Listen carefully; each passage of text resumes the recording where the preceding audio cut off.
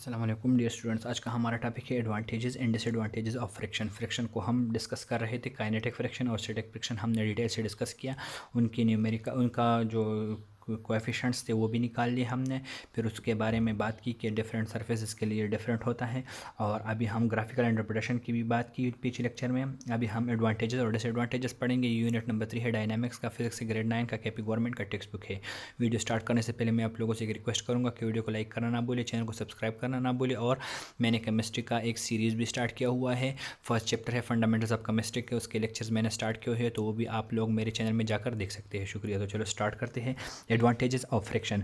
Friction के advantages तो वैसे बहुत है, लेकिन यहाँ पे हम आप लोगों के बुक में 3 अभी यहाँ पे डिस्कस है और 3 उसके डिसएडवांटेजेस डिस्कस किए हुए हैं, वो डिस्कस करते हैं।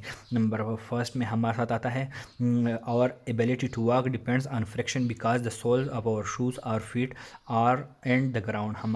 हमारे जो ग्राउंड पे चलना होता है वो भी फ्रिक्शन की वजह से पॉसिबल होता है, क्योंकि हमारे जो शूज़ के सोल है, मतलब जूते हैं, उनके और ग्राउंड के दरमियान में जो फ्रिक्शन हाइल होता है, तो उसी वजह से हम वॉकिंग कर सकते हैं। या हमारे जो पाँव है और ग्राउंड है उसमें हमारे साथ क्या होता है, उसमें हमारे साथ फ्रिक्शन होता है, इस वजह से हम चल सकते हैं।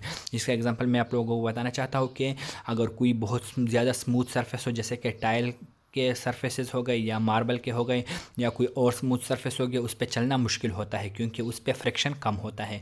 तो ये आप लोगों ने कॉमनली ऑब्ज़र्व किया होगा कि टाइल्स, अगर बंदा टाइल्स पे तेज़ से जाए और अगर उस पर पानी भी हो तो वो और स्लिपरी हो जाता है, तो बंदे के गिरने के चांसेस बहुत होते हैं। तो हमारे जो आम ग्राउंड पे हम चलते हैं तो उसमें फ्रिक्शन की वजह से हमारी एबिलिटी होती है कि हम आराम से चल सकते हैं और गिरने से बच जाते हैं।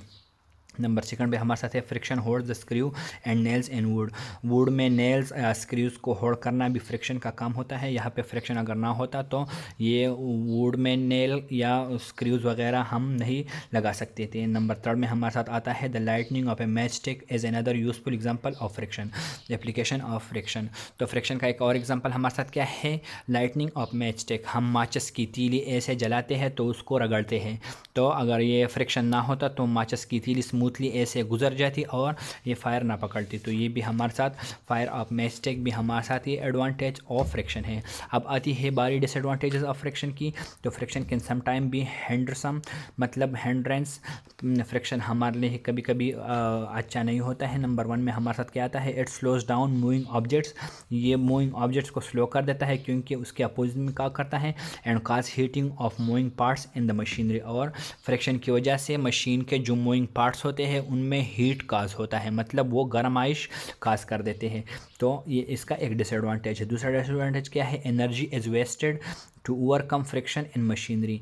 मशीनरी में एनर्जी वेस्ट होती है फ्रिक्शन को ओवरकम करने के लिए, मतलब मुख्तलिफ पार्ट्स में फ्रिक्शन होता है तो उसको ओवरकम करने के लिए, मोशन स्टार्ट करने के लिए हमारे साथ फ्रिक्शन जो है वो एनर्जी वेस्ट कर देता है, मतलब उस फ्रिक्शन को ओवरकम करने के लिए एनर्जी यूज़ होती है, तो ये एज अ वेस्ट होता है। नंबर 3 में हमारे साथ है प्रोड्यूस वेयर एंड टेयर। ये वेयर एंड टेयर मतलब घिसाव पिटाव। तो जैसे हम चलते हैं तो जूतों के तलवे जो होते हैं वो ख़त्म हो जाते हैं, जिस तरह और टायर जो होता है, टायर जब रोड पे जाता है तो वो भी घिस पड़ जाता है और कम हो जाता है, तो वेयर एंड टेयर उसको बोलते हैं। तो इसके फ्रिक्शन के साथ वेयर एंड टेयर काज हो जाता है। तो ये कुछ डिसएडवांटेजेस थे और कुछ एडवांटेजेस जो हमने यहाँ पे डिस्कस की। इंशाल्लाह हम अपने नेक्स्ट टॉपिक में बात करेंगे रोलिंग फ्रिक्शन के बारे में, हम डिटेल से पढ़ेंगे। तो हमारे चैनल को सब्सक्राइब कर लीजिए, हमारे साथ रहिए, और आप लोगों के जो भी क्वेश्चन वो आप लोग मुझसे कमेंट सेक्शन में पूछ सकते हैं। शुक्रिया।